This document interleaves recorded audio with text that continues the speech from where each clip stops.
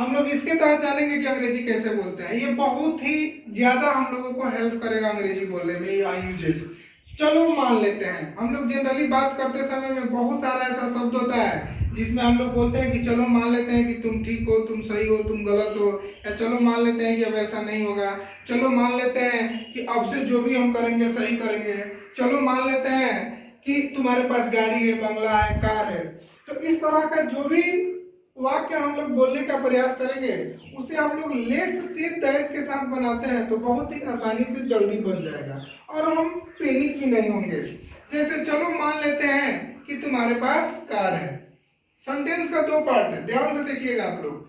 चलो मान लेते हैं कि तुम्हारे पास कार है, तो जो इसका पहला पार्ट है चलो मान लेते हैं कि, हम इसके बदले में क्या लिख देंगे, जो हमारा यूजेज है लेट्स से दैट, यानी कि लेट्स से दैट, और उसके बाद तुम्हारे पास कार है यानी कि यू हैव कार।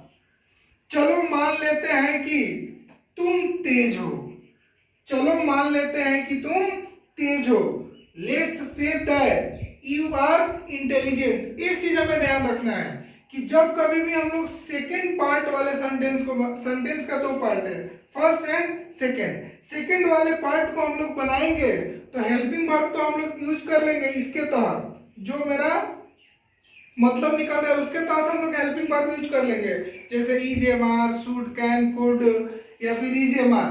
लेकिन वर्ब का पहला ही रूप यूज होगा, वर्ब का पहला ही फॉर्म। अब वहां आप लोग ये नहीं सोचिएगा कि यहाँ आर लगाए तो यहाँ वर्ब फोर क्यों नहीं लगाए, और यहाँ हैव लगाए तो फिर यहाँ वर्ब थ्री क्यों नहीं लगाए, ये नहीं सोचना है, क्योंकि ये हम लोग स्पीकिंग में सबसे ज्यादा यूज करते हैं।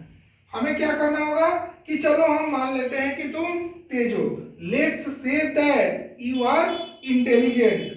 चलो मान लेते हैं कि तुम इस समय व्यस्त हो, चलो मान लेते हैं कि तुम इस समय व्यस्त हो, let's say that you are busy that time.